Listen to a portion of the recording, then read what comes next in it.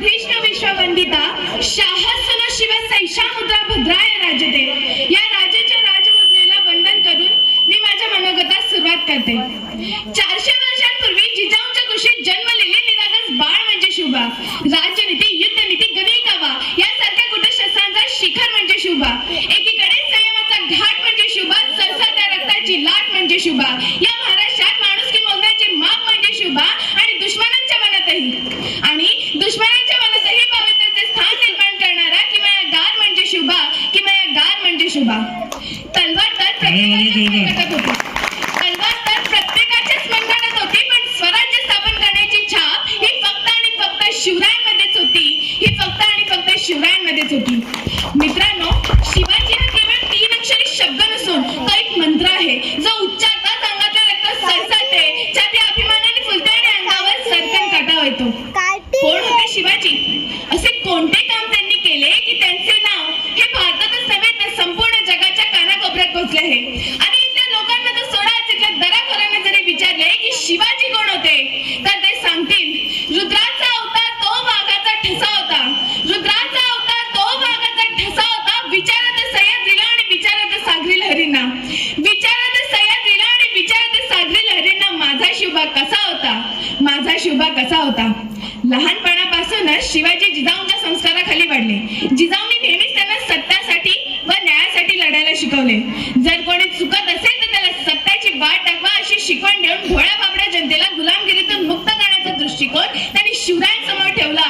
आणि म्हणूनच म्हणावेसे वाटते की थोर तुमचे कर्म जिजाऊ उपकार कधी न फिटणारे.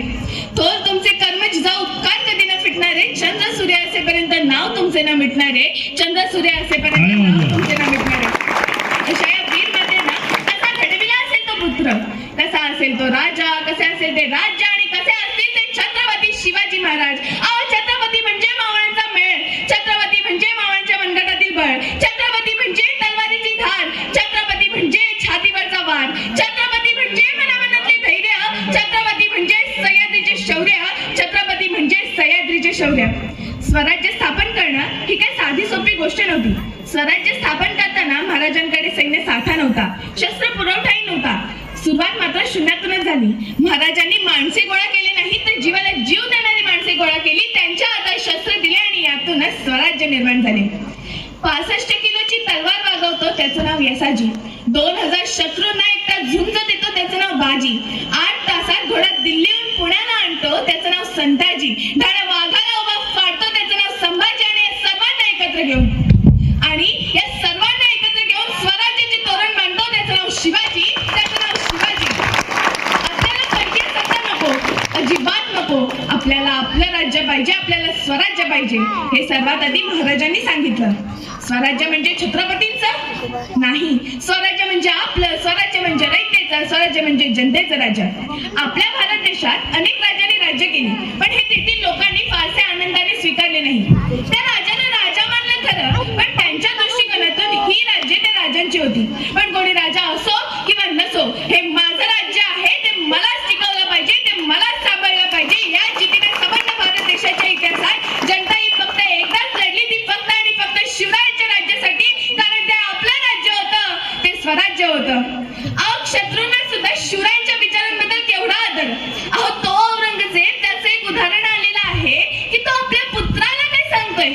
तो सांगतोय, हा तबा तबा क्या फतेह हासिल होते शिवाजी को.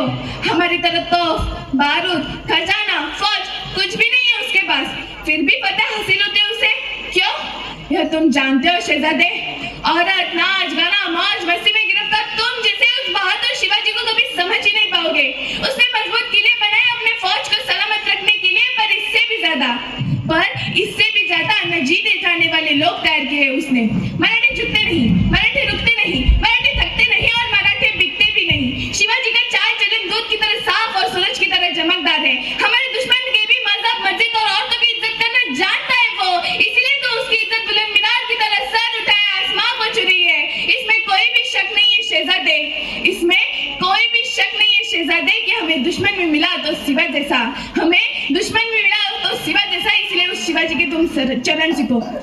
तो औरंगजेब त्याच्या पुत्राला सांगतोय की तू शिवरायांचे चरण घे. मग आपल्या लोकांनी, आपल्या माणसांनी शिवरायांच्या विचारानुसार, शिवरायांच्या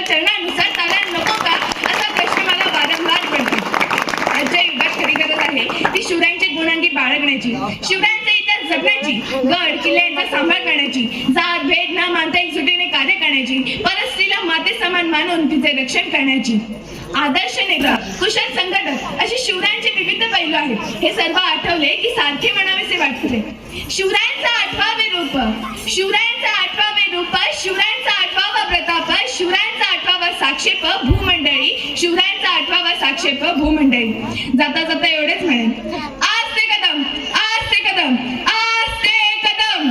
महाराज, गणपती, भूपती, प्रजापती, सुवर्णरत्न श्रीपती, अष्टवधान जागृत, अष्टप्रधान वेष्टित, न्यायालंकार मंडित, शस्त्रास शास्त्र पारंगत, राजनिधीय धुरंधर, प्रौढ प्रताप पुरंदर, क्षत्रिय कुलावतंस, सिंहासनाधीश्वर, राजाधिराज, योगीराज, श्रीमंत योगी, श्री श्री श्री छत्रपती शिवाजी महाराज की जय छत्रपती शिवाजी महाराज की छत्रपती शिवाजी महाराज की जय. अद्वितीय रणनिपुण क्षत्रिय कुलावतांसह छत्रपती शिवाजी महाराजांना मानाचा मुजरा करून इथेच थांबते. धन्यवाद.